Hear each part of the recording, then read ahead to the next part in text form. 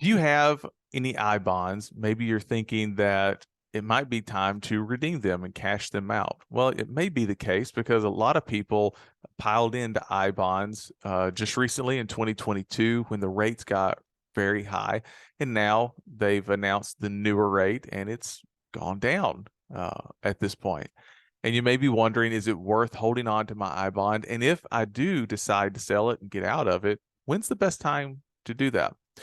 Well, we're going to talk about that in today's video. If you're new here or if you're new on the channel here or listening to this on the podcast, my name is Chris Hammond. I'm a financial advisor at Hammond Wealth Advisory, and I help people to be ready when they retire. And then even when they do retire, our firm helps them out with making sure that they're making the right investment moves, making sure they're making the right long-term tax minimization strategies, things like that, and ultimately helping them so they don't have to worry about their finances and worry about, can I possibly run out of money in retirement? But instead, put a plan together before they retire. Maybe if they're already retired, even do it then, so that they know that they're making the right decisions before they do there. So that's enough about me. But one of the big things that I want to talk about today is one little slice of the pie of a type of investment, and it's called the I bond. Now, I came across an article just the other day, and I wanted to share a little bit some of the findings with you. And it's an article. I've got it here on the screen. If you're watching the video, if you're listening to the podcast, it's from CNBC. It's called "Here's the Best Time to Redeem Series I Bonds to Maximize Your Interest." It was published on May 10th, 2023. If you guys want to look that up and read the full article, I'm going to summarize it a bit and kind of go into how I bonds work, and then understand about how to know when is the best time to redeem them if that's what you want to do. So let's just break down first and go over a little bit about how they work. So I'll just get my pen handy here. And the I bonds have two components to the interest rate that they pay you. There's one component that's fixed, which is pretty straightforward. It means it doesn't change. It's fixed. It'll stay that way for 30 years. If you're going to hold it that long, you have that component. Then you have the variable component. And the variable component is based on what inflation is. So the way that they determine what your total interest rate that you're going to be is they take the fixed portion, and then you add whatever the variable component is, and that totals up to what your I bonds interest rate is. All right. So that's how they determine that. So if you're wondering why this rate that you may have on your I bond, why it's not the same now as what it was when you originally purchased it, well, that's why, because that 1/2 component of it, the variable amount, changes over time. Now, rates change every 6 months, and they do it in May and they do it in November. So as of filming this video, it'll publish in June of 2023, but it's still May that I'm filming it right now. They've come out with the new interest rates. Now, rates change every 6 months. That's when the federal government, that's when they announce what the new rates are. So let's just kind of do a little history here. We'll go back to what rates were in recent history. So let's say May of 2022. That's when I bonds got really hot. Everybody was talking about them. And that's because interest rates were going up and they were paying 9.62% interest. That was the announced rate for May. That included a fixed component and it included the variable component. And it was the variable component that made it such a high interest rate, because that's when inflation was really at a high point there. Now, the next rate that came out, so then in November of 2022, their rate had dropped down to about 6.89%. And then in just recently as of filming this video, it has dropped down again to 4.30%. And this is because the inflation is going down. So it's starting to get under control a little bit more. So those new rates are announced every 6 months. Now, if you purchase an I bond, let's say the rate was announced in May of 2022, and it was this 9.62% right here. And let's say you bought it the month later in June. Well, you would get that 9.62%, and you would get that for the next 6 months. So even when November came along and they lowered it to 6.89%, you would still have 1 month left of receiving that 9.62%. And same thing when you're receiving that 6.89%, starting in your case, if it would be December of 2022 at that point, and they had announced it the prior month, you would still hold on to that all the way until the end of May, before you would then change over and then get the 4.30%.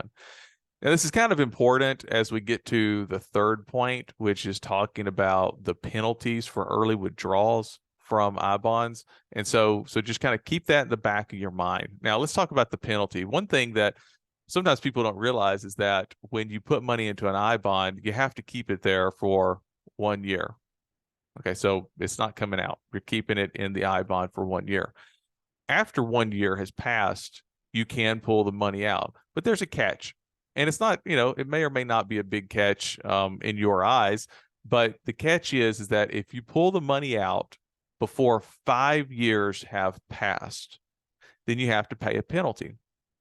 So what is that penalty? The penalty is 3 months of interest.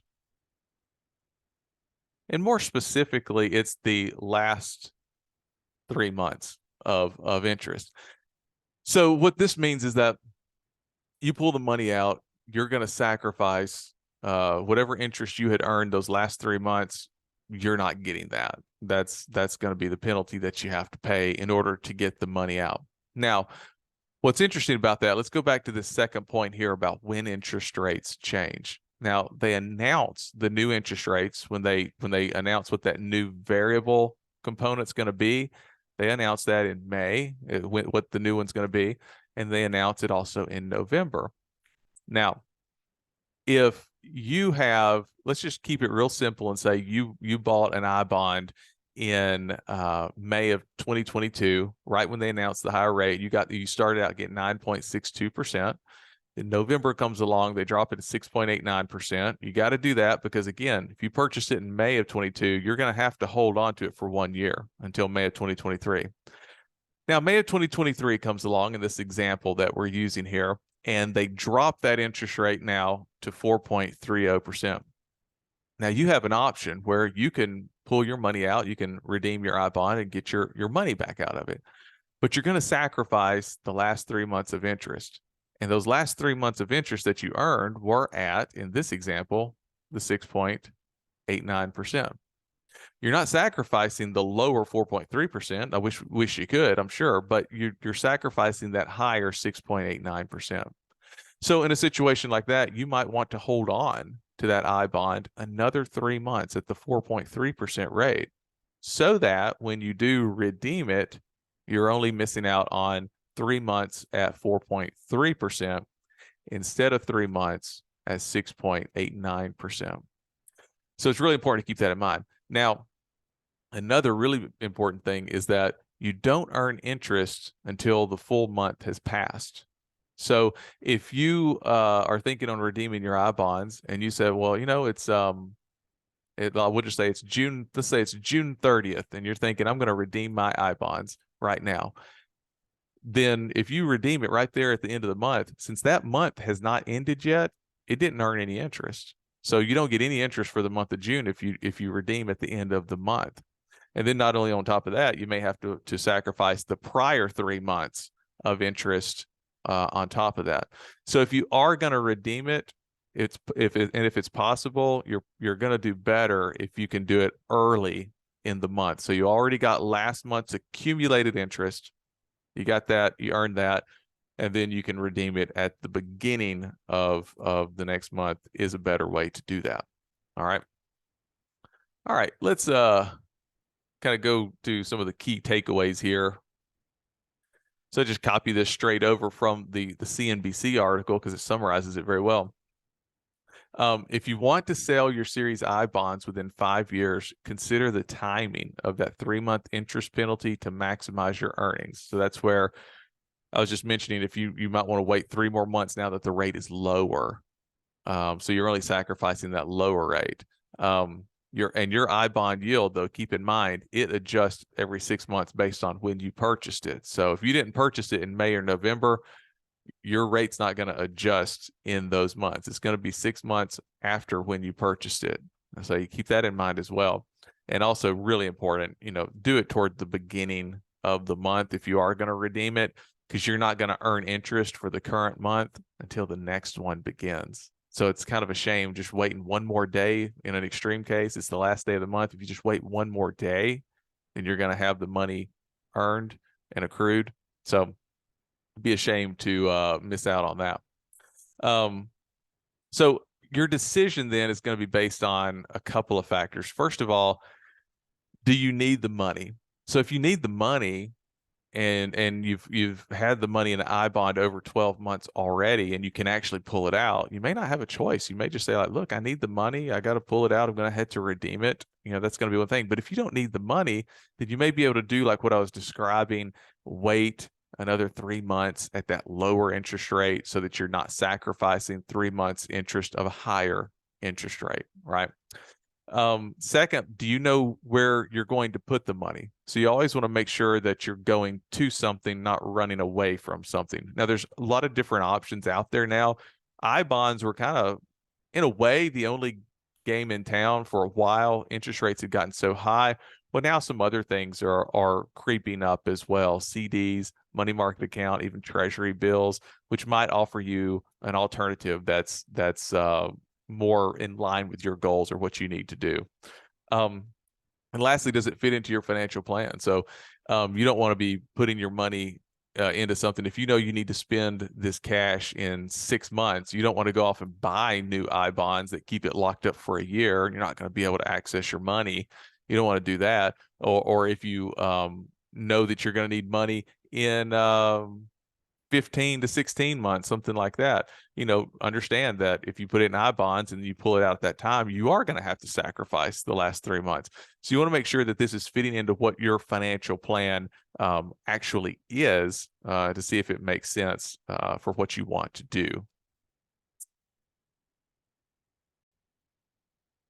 So I hope that helps kind of understanding a little bit about how I bonds work and how the new interest rates, when they come out, how they affect the I bond that you may have, and when's the best time to redeem it.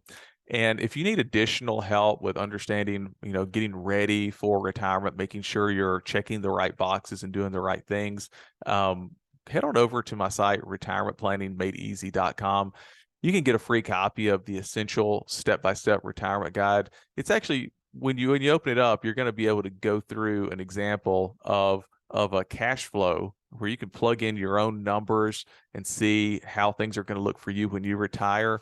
That's a really big deal when you're getting close to retirement. So head on over there and check that out so you can have as much info in place that's going to help you when you are ready to retire, so that day of quitting work is not one of anxiety, of wondering if you're making the right decision, but can actually be one that's of celebration.